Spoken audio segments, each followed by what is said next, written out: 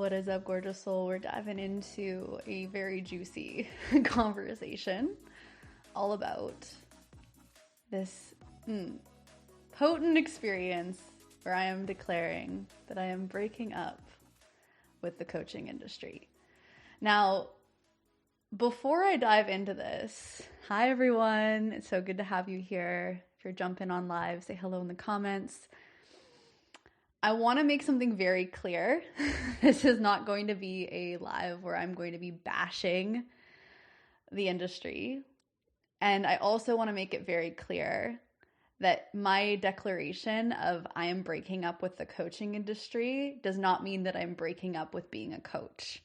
So I've got some cliff notes here. I'm going to just quickly tell you all of the things that we're going to be diving into today. So first and foremost, we're going to be diving into why I'm breaking up with the coaching industry, but not being a coach and what that actually means to me. We're going to be diving into dismantling the confines and limitations around the conditioning of what you should do, how you should market, and what it means to create lasting success. We're going to be diving into dissolving conformity and living in mediocrity by boldly cultivating and forging your own unique style in how you speak, how you create, and how you show up in the world. We're going to be diving into why so much of what is taught is a fucking creativity killer, and it creates this echo chamber of sameness. We're going to be talking about the power of choosing to leave behind what you once did and who you were, even when it was financially abundant and lucrative.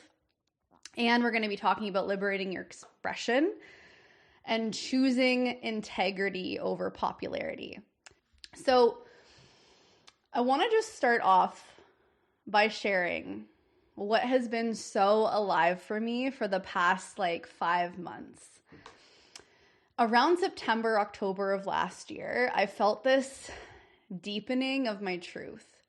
And there was this deep intuitive knowing that where I was going to require me to let what once was die.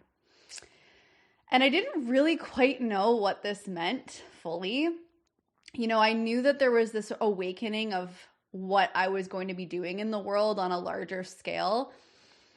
And as somebody who's very multi-passionate, I was very curious about what would that actually start to look like. Because, if you're new here, I've been coaching for 6 years. I've run my own business now for over 5 years. I've built a multiple 6-figure global brand. I've created a lot of success, and I've served some absolutely incredible human beings. And that's not going to change. But what is changing is my relationship with my leadership and my relationship with how I am oriented in the world. And the first thing I want to say is that when I started to feel into the ecosystem of the coaching industry, what I started to get really curious about was the regurgitation of ideas and how there's this concept of what you should do and how you should market and what you should be talking about. And again, it creates this echo chamber of sameness. And I started to be really curious about how I was also falling into this. How was I stifling my creativity based upon what some guru said I needed to do to create success? And you see it a lot, right? If you scroll on Reels or TikTok or what have you, there's all of these people telling you this is what you need to do to create success. This is how you need to talk. This is how you need to show up. This is the hook you should use. And this is the thing you should do. And what I started to acknowledge was this absolute conformity taking place, this idea that the way that you are going to create success in the world is based upon a framework that somebody else created. And so all of these people were just, basically contributing to this echo chamber of sameness. It's okay, I need to talk about these things and I need to talk about why this is important. And what I started to realize is that it started to really take away from the truth of what coaching really fucking is. Because I think it's important for us to acknowledge that coaching, right, is actually completely different from marketing your business. These are two separate things. I am in love with being a coach. It is one of my deepest callings. This is something that I'm here to do in the world, and I'm exceptional at it. I love being a coach. I love supporting people. There is honestly, I can't say that there's anything better than supporting people. I am madly in love with being a coach, and that will never change. But again, there is a difference between being a coach and existing in the coaching industry and the marketing industry and what all of that encompasses. They're two different things, okay? And so when we're starting to dismantle the confines and the limitations, thank you, Ariel. Ariel says, you're one of the best coaches. I love you, dude. Thank you. That means the world to me. Again, if you're just hopping on, we're diving into a lot of juicy things here, and I really encourage you to really remember as you're joining this conversation that this is not a dig at coaching. This is actually an invitation to reclaim your wholeness in a society and in a world that tries to keep you in boxes, that tries to tell you how you should be and what you need to do. So again, as I was really feeling into this, it really felt like this deconstructing of my life around September. And ironically, the thing that was so curious is I knew this was coming. You know, I got married in August. I was turning 30. I changed my name. Like there was this massive invitation of changing my identity. And when we start to change our identity, our entire life starts to change. This is a foundational piece of the work that I do with people. We do identity work because, again, what you believe to be true about yourself on an identity level influences your entire life and how you show up in the world. So I was expecting that there would be this dissolving of self as I was welcoming in this new person. What I didn't realize is that I was going to go through some of the deepest grief I've ever experienced in my adult life simultaneously. And I started to, it really felt like I was decomposting. But what you would, if you do compost your old veggies and fruit, what you'll know is that that compost creates a rich, fertile soil for growth. That compost is what's needed to feed the seeds of new plants that are going to sprout soon. And so I knew that this dissolving of self was actually going to create something very rich and potent and undeniably liberating in my life. So has it, and I will say this has been exceptionally painful. I'm not going to sit here and tell you that this experience has been rainbows and butterflies and joy and pleasure, and although those things have coincided with the challenge and have coincided with the pain, it has been one of the bravest paths that I've chosen to walk. Because again, when we're really acknowledging the courage that it takes to start to dismantle what once was, especially when what once was extremely lucrative and financially abundant, it is one of the most courageous things that you can do, because when you choose yourself instead of going along with what once was, you're no longer betraying or rejecting your essence. You're actually embracing the authenticity of your spirit. And that in itself takes so much bravery. It takes so much bravery because it is so easy to get caught up in the shininess of what is marketed to you. Do this thing and you'll make this amount of money. Say this thing and you'll sign these clients. You must talk about this so that you can create success. You want to be a millionaire? Here's the fucking step-by-step framework. It's not that these things are inherently bad. It's not that they don't work. But what I can promise you is if you're anything like me, it suffocates the fuck out of your spirit. It fucking suffocates you. Because so much of what happens is, it creates this echo chamber of sameness, and it kills creativity. Because then instead of you showing up like I'm showing up right now and just speaking from the soul, speaking from the heart, and not even really with any intention other than I want you to feel me, see me, and experience me, right? We end up trying to create from this place of, is this gonna fit into this framework? Or is this the right hook? Is this what's gonna sell this thing? Is this what people want to hear? It literally takes you out of the soul of your business. And again, like I've shared earlier, coaching, being a coach is not the same as how you market yourself. They are different. Coaching is sacred work, and it has existed for eons, throughout many, many, many moons. For so like hundreds of thousands of years, there have always been people in society doing this work. And it's so important. It's important work. And that's why, as I said, I will never not be a coach. But I am breaking up with this ecosystem of what I've been trying to morph and fit myself into, like a puzzle piece that doesn't even go with the fucking puzzle. You feel me? And so when we're starting to dissolve conformity and we're dissolving living in mediocrity and we're boldly stepping into this cultivation and forging our unique expression and how we show up and how we speak and how we share, I want you to really feel into, if you weren't trying to fit into somebody else's box or somebody else's idea of how you're going to be successful, what would you share? What would you talk about? How would you express yourself? What kind of things would be alive within you? And these are questions that I've been asking myself. And if you're familiar with the gene keys, I've been contemplating my gene key. It's the 8th gene key, okay? And this gene key is in my Pearl sequence, which is your prosperity sequence, which is a beautiful thing to explore. The 8th gene key for me is the shadow of mediocrity, the gift of style, the city of exquisiteness. And this is actually in my marketing sphere.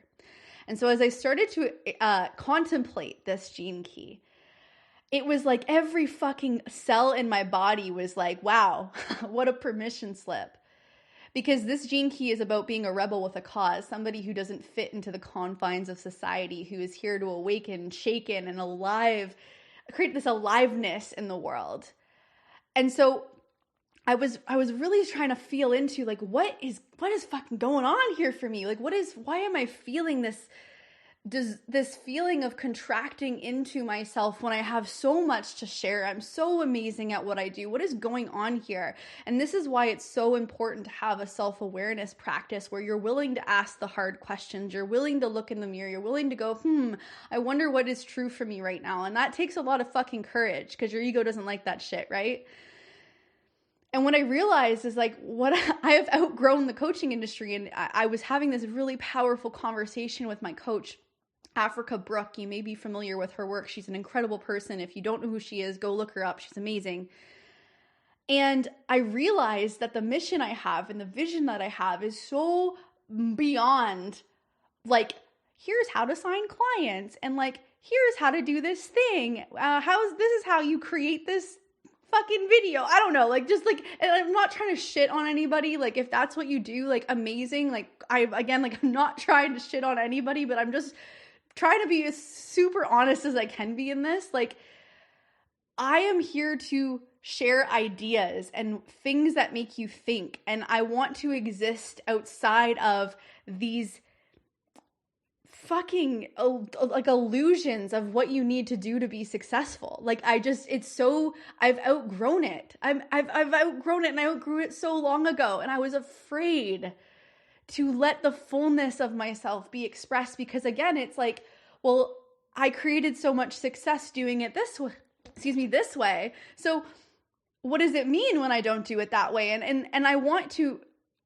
note here that the in-between can look like a loss of the finances that you were used to. The in-between can look like things feeling quiet because as you're shifting and you're evolving, you're also outgrowing a lot of the ways of which you were being, which attracted certain types of people, places, and things. And so it's also like really making peace with the crunchy, uncomfortable in-between of where you were and the embodiment of who you now are, and really allowing that in-between to be, again, this place where, like, there is this richness that comes alive, but it can be so uncomfortable and it can feel so scary and it can make you want to go back to doing what you were doing because it maybe was easier. It was easier to do what everybody else was doing. But what happens when you're trying to be like somebody else, What happens when you're looking at that coach or that mentor or that person on Instagram and you're like, oh, like they've created that, their success, like in this way, I need to talk like them. I need to show up like them. I need to be like them. Like it literally fucking kills your creativity. It is so not okay. And I really feel this to my core. And yeah, I'm just reading some of the comments here. Like it's messy as fuck. Yes. Because if we're connected in a more intimate way, and in which I've actually been having this conversation with some of my like closest friends and people that are also friends that exist within the coaching space. And the people that are very intimately connected with me are also going through something in their own way, in a similar way. And it fucking takes so much courage. It takes so much fucking courage. And what I really think is important here is, so I'll just kind of give you some insight. I started to look at, okay, well, so what are some people that really inspire me, that are like doing like really, really big things in the world, right?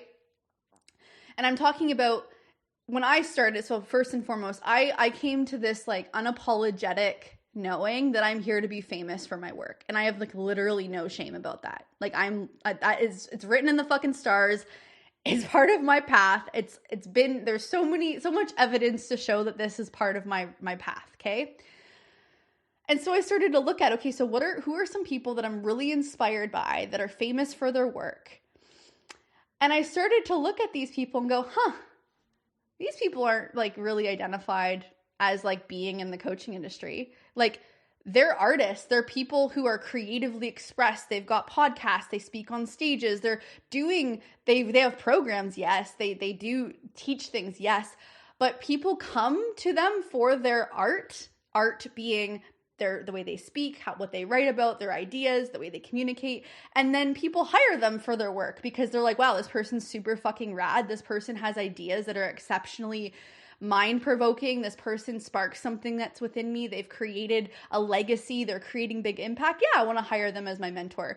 But they don't exist in the coaching industry. Do you feel what I'm saying? Like they're not somebody who like is just this, because in my opinion, when I look at the coaching industry, I also see the coaching industry in itself as a niche, if you will. I'm not into fucking niching. I'm just not. I am all of me. I am my fucking brand. So if I'm identifying with this ecosystem that in and of itself is a niche, well, I'm still keeping myself smaller than what I actually am here to do.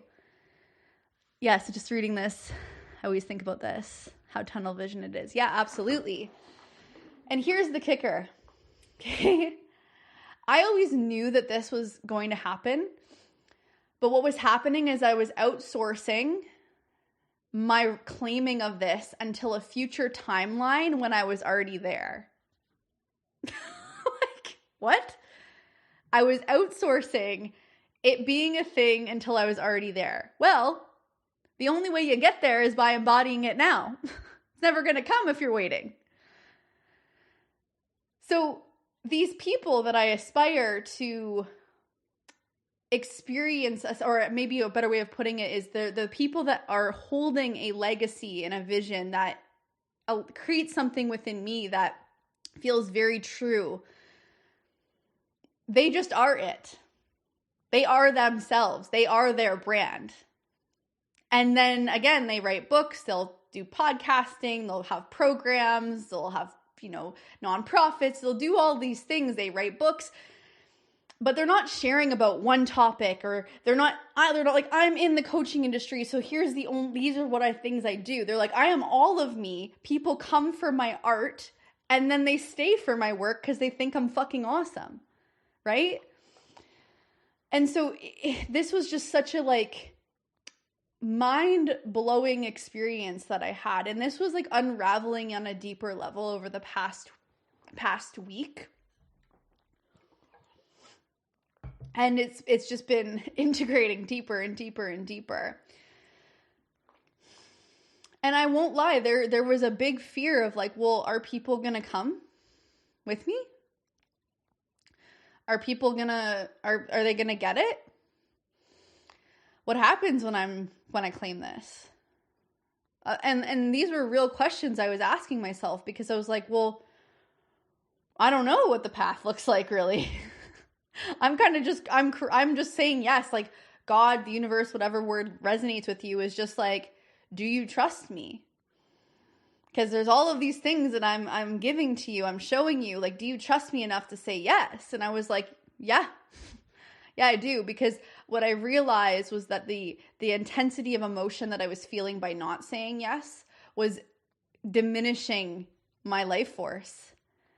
I would go to create something, and I would feel all of this fire to talk about certain things, and then all of a sudden this like mind virus of like, but it doesn't fit into that thing that you've been taught you need to do. Oh, but what about, you know, needing to like do that thing that Instagram expert said you needed to do? Or like, what about that like marketing coach? Like, what if you're not? And do you see how that just like stifles your essence? It stifles your creativity, because again, you're trying to be something instead of just being yourself and trusting yourself enough to know that your art is enough. Your art is brilliant. And I say the word art because the programs you create, the things you talk about, the way you show up, all of these things is your fucking art. Whew. Yeah, Rax is saying deconditioning from that has been the hardest part of my journey so far. Yeah, dude. Like, full on. So heart-wrenching. Yesterday, I was grieving so hard. I cried almost all day yesterday. Sobbing. Grieving what I once had.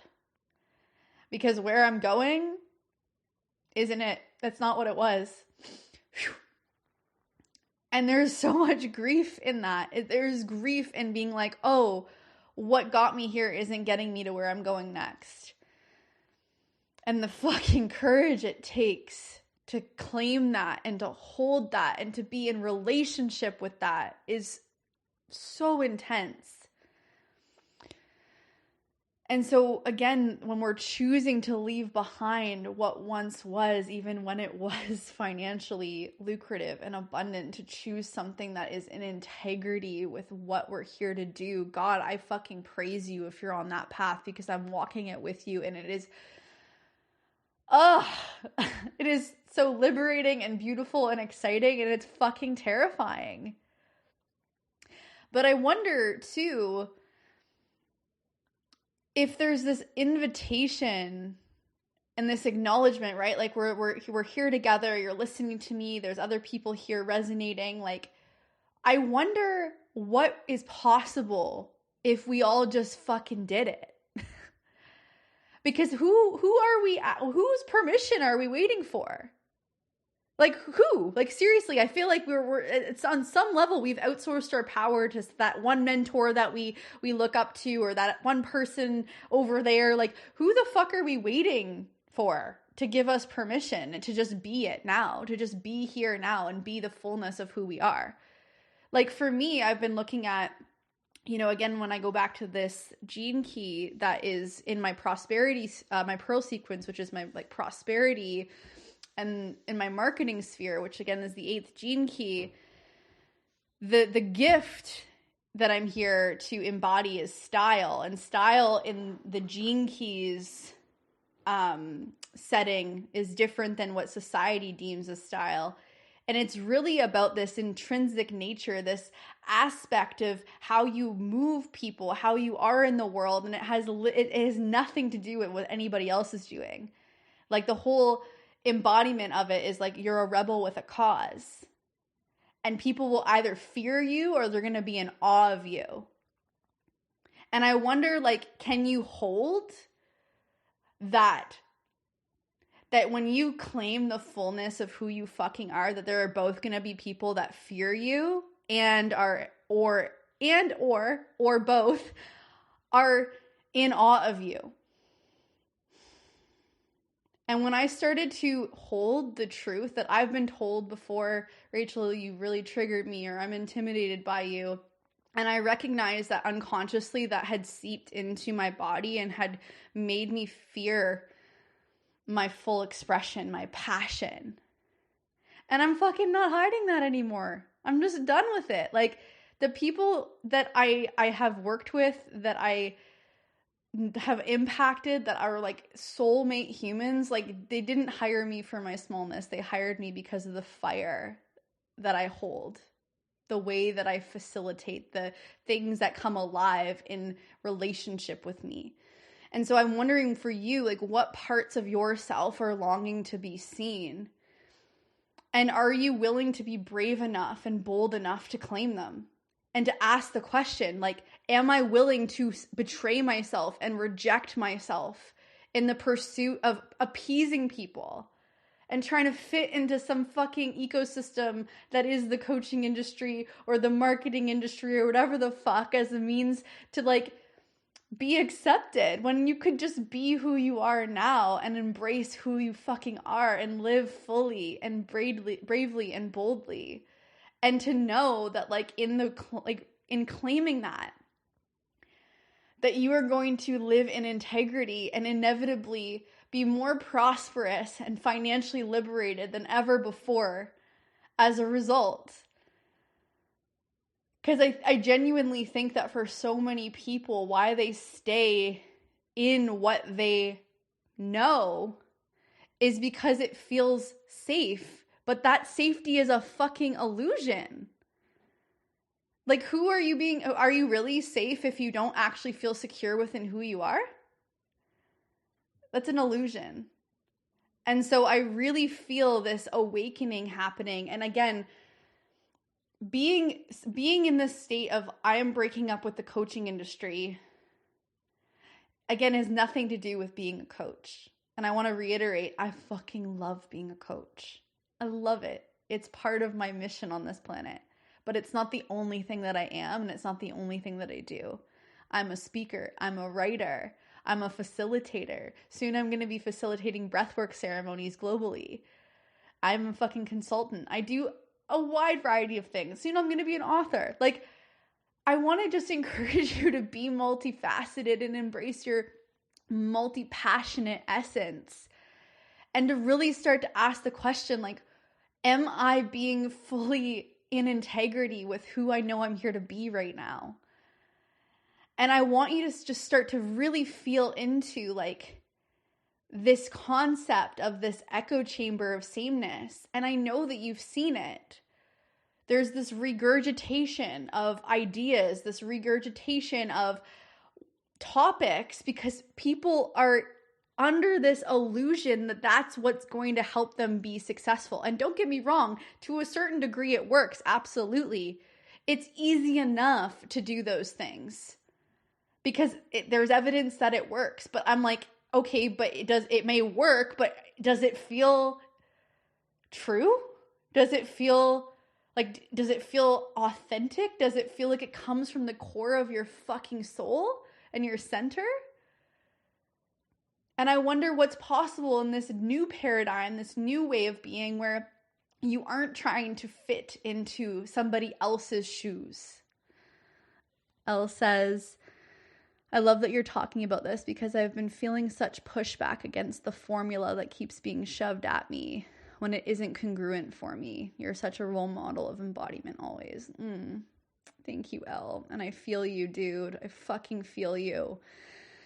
And I want you to pay attention to that feeling in your body when you see something or you're taught something and you go and you can feel it, right? You're like, there's the both and there's a part of you that goes, ooh, well, I could do that and that would work because look at all these other people that do that and the evidence that they're communicating to show that it works. But then if you drop deeper into your core, into your truth, into your soul, and you feel this like, no, I don't think that that's it. Really inviting in that discernment of like, what is alive right now for me? What is true for me in this? Is there a part of this that I am attracted to? And why is that? Like really asking those questions and almost like self-coaching in those moments to really hone in on what is actually true. I'm recording this on my podcast, so I'm just going to turn my camera back on. Rack says, it sucks your life force after a while and causes you to wonder what more is out there. I'm in this hard right now. Yeah, I feel you. And the reason why this is so like, I feel like it's so intense and feels like so much is because so many people are like really indoctrinated into these things. And you're infiltrated with it constantly, right? Like, I mean, I recently started doing TikTok and I just started being hit with like an insane amount of TikTok experts telling me how you should do this thing and how you should sell and how you need to talk on TikTok and and it's so easy to go, oh my God, if I'm not doing that, I'm fucked. And that you can apply that to like anything else, right? Like you see, business coaches or marketing coaches being like, you need to do it this way or else like you're bad or you're not going to be successful or this is wrong, right? Like there's so much and it's brutal. And then Rack said, and what is actually true, your true beliefs. Yeah, absolutely. And I think that that's where I really want to encourage anybody that's listening to this. I want you to feel into like, what is your actual big vision? Like the big vision, like beyond what you see right now, beyond what you've done. What is the bigger vision? And I really think that this requires a level of honesty with ourselves, because when I used to talk about my bigger vision or feel into my bigger vision, I was limiting myself. I was like not really letting myself fully claim what I wanted, because my big vision is I am supporting millions of people all over the world. I'm a best-selling author. I'm famous for my work. I speak on stages. I sell courses. I support incredible visionary leaders, established entrepreneurs, public figures, executives in my high-level one-on-one container settings. I have a nonprofit. I am big in the world. I am very seen. I'm very visible. I'm creating massive, massive impact that supersedes fucking Instagram. And claiming that prior to like this past year was like fucking terrifying, because it meant that I would need to fundamentally change how I saw myself. It would mean that I would need to fundamentally change who I was being in my life, because the person I was being was not that version of myself. It wasn't. I stopped really taking care of my body for a while. I was feeling really shitty about myself. I was like succumbing to other people's values and ideas of what I needed to do. So who I was being was just not even like at all in integrity with that bigger vision. I had to fundamentally I had to fundamentally change and look myself in the mirror and go, well, who the fuck do you need to become? Because what's going on right now is not it. It's not fucking it. And it can be excruciatingly painful to admit to yourself how you're being towards yourself. And getting back into right relationship with yourself requires self-discipline. It requires devotion, resiliency. My husband said this really beautiful thing last night. We were talking and he said, Rach, I had this epiphany of the difference between perseverance and resiliency. He said, I feel like perseverance is this forceful energy. It's like, I got to just keep going no matter what. And I just got to keep my fucking foot on the gas and I just got to go and persevere. But he said, resiliency is more of this matured, abundant energy of, I'm going to go through many peaks and valleys in my life. I'm going to go through things that bring me to my knees in gratitude. I'm going to go through things that are so challenging. And the difference between perseverance and resiliency is, in resiliency, I take my foot off the gas enough to know what's alive, what's really going on, to soak in the lessons, to turn, the things that I've experienced into treasure and gold that I share with the world.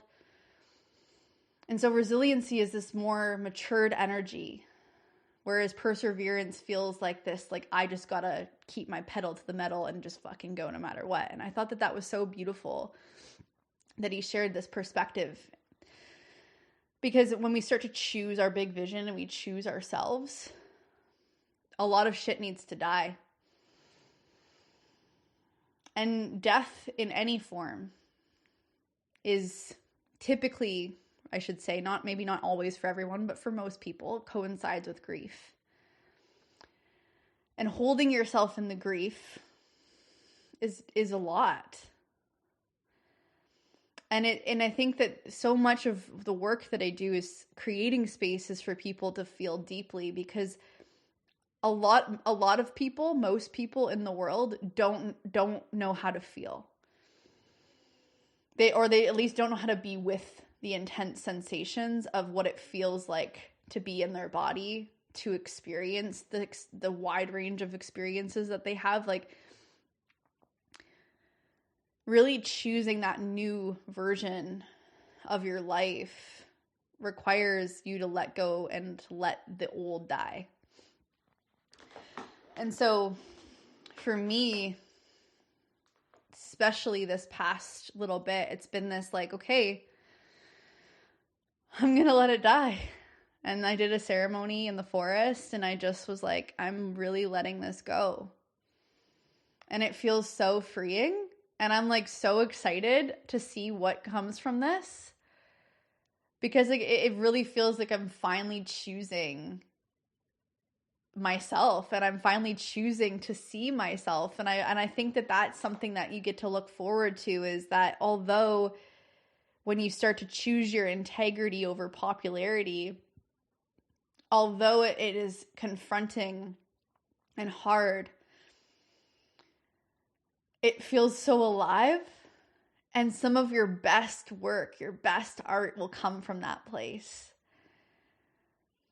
Because when you're tapped into your essence and you're tapped into your truth and you're like showing up from that place, people feel it, man. People feel you so deeply. And something that's really interesting that I wanted to share here as we start to wrap things up. When you're speaking from your center, you're leading from your center. And when I say your center, I mean like the truest part of who you are.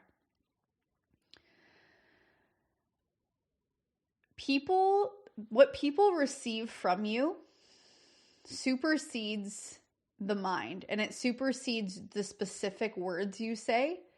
There's a transmission that occurs that, again, it supersedes the mind. It happens on this like cellular body-based level, where it's like your soul is speaking to their soul beyond the mind, beyond just the words you're saying. And so when you're leading from that place, you're speaking from that place, you're coaching or facilitating or creating from that place, there's a deepening in the potency of what you're sharing.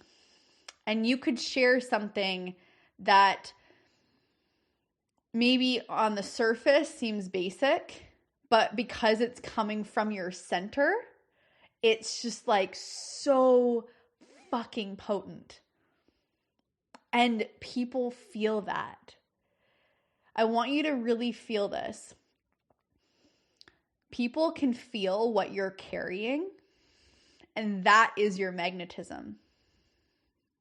It's not like when we're really getting to the crux of all of this, right?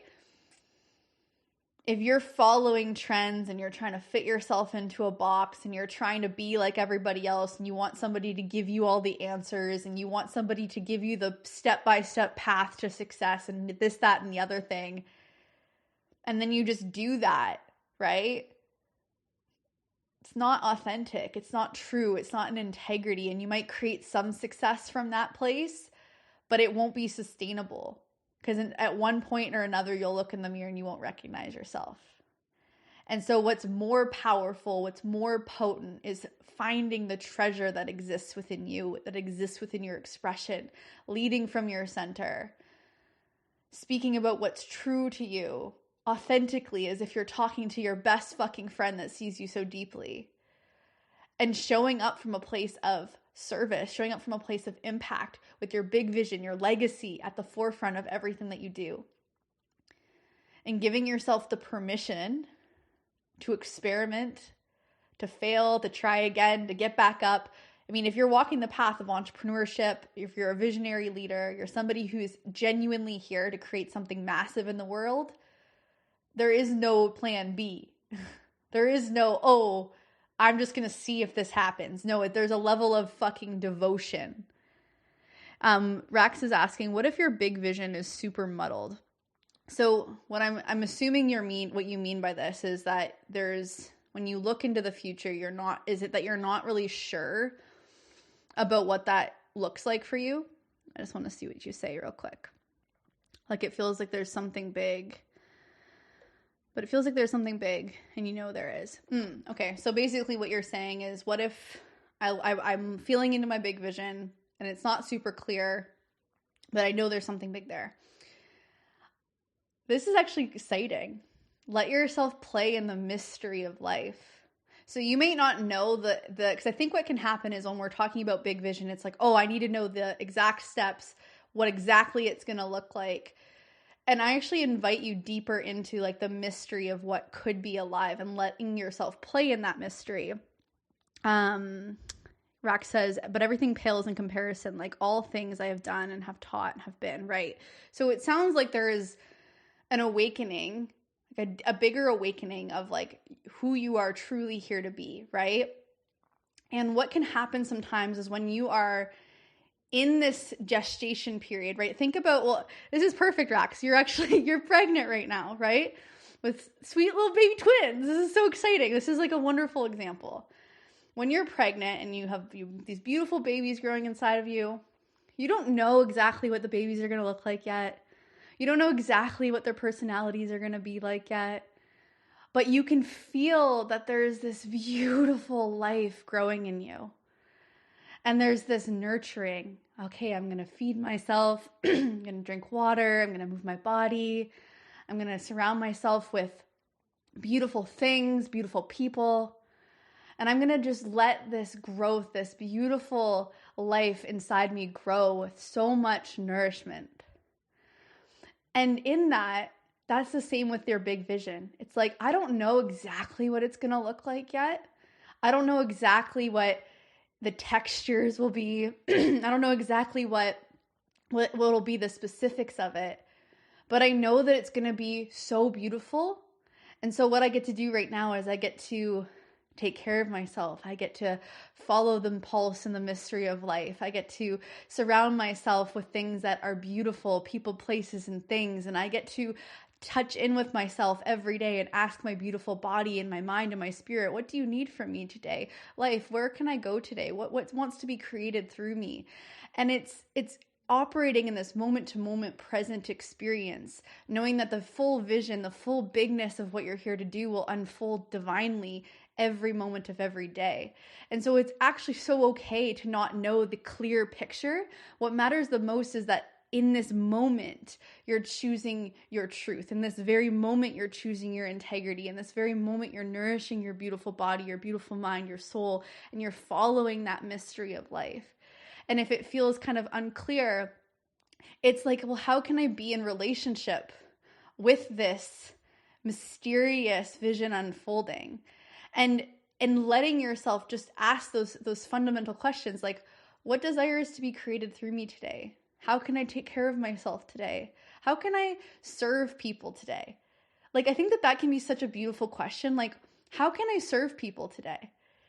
And that could look like doing a live. That could look like, getting into your community. That could look like supporting clients, like whatever it is. It's like, can I just let myself be in the deepest presence of my truth right now?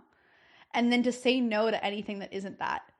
And to just have such higher standards and boundaries for what you're tolerating in your life, that the bigger unfolding of that vision is inevitable. Because the moment that you start saying yes to yourself and you start to cultivate this foundation of awareness and orienting in your life, everything else, it flows from that place. But the foundation is awareness. The foundation is orienting. And then from that place, you can start to get that clarity. But when there's this energetic confusion or this muddled energy because we keep saying yes to things that aren't actually true, or we keep falling into patterns, behaviors, beliefs that aren't even really authentic to us. It distorts our frequency. It distorts our vision because we're kind of dipping in and out of different streams of consciousness that maybe aren't even ours to begin with. And so for you, Rax, like, because I know that you're having little baby twins and I'm so excited for you. It's like, how can you allow yourself to be in this like beautiful experience of like letting it all unfurl just as your babies are? And like what a gift it is that you are right now in the process of one of the greatest creations of all. Like you're becoming a mother. Wow. It's fucking magnetic. So beautiful. I'm so proud of you. So my friends, I'm so grateful for all of you that tuned in live. I am going to do my best to post this on my feed. The last live I did, it wouldn't post. So fingers fucking crossed that it posts. But this for sure will be up on my podcast tomorrow. And again, I'm just going to really leave you with this piece around choosing your integrity and your truth and your authenticity above and beyond popularity. And I promise you, and I know this with every fiber of my being, when you let yourself be in your fucking truth and the fullness of your spirit, and you embrace your multi-passionate essence, and you ditch the labels, you ditch the niches, you ditch all the fucking shit that you've been taught to become something, gosh, the prosperity and the liberation and the abundance that will be birthed from that place will be beyond what you may thought was possible for you. So I love you. I'm grateful for you, and I hope you have a wonderful day. Feel free to send me a DM if you want to chat or you have any reflections. Mwah.